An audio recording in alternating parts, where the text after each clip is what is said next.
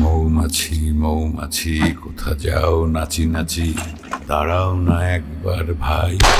ঈদে মুক্তির পর থেকেই দর্শক প্রশংসা ও ইতিবাচক আলোচনায় থাকা ইমপ্রেস টেলিফিল্মের সিনেমা প্রেসার কুকার এবার বক্স অফিসেও দেখাচ্ছে শক্ত অবস্থান।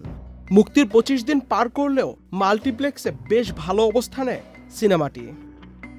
24তম দিনে সিনেমাটির আয় 1,99,000 টাকা থাকলেও এদিনের তুলনায় 25তম দিনে সিনেমাটির আয় বেড়েছে 165%। মুক্তির 25তম দিনে সিনেমাটি আয় করেছে 5,28,000 টাকা।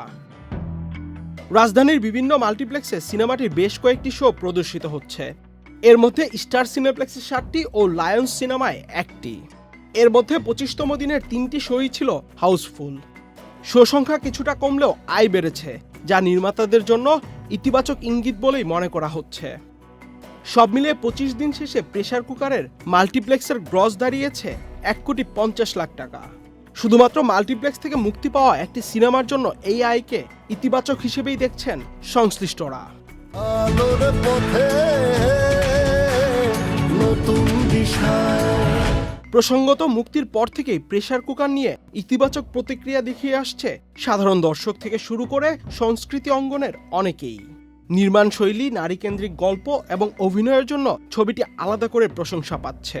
অনেকেই এটিকে রায়হান রাফির ক্যারিয়ারের অন্যতম পরিণত কাজ বলেও মন্তব্য করেছেন। ওই ফুল ফোটে বনে, যাই মধু আহরণে, দাঁড়াবার সময় তো নাই। প্রেসার কি ঠিক আছে? আহমেদ শাফি, চ্যানেল আই।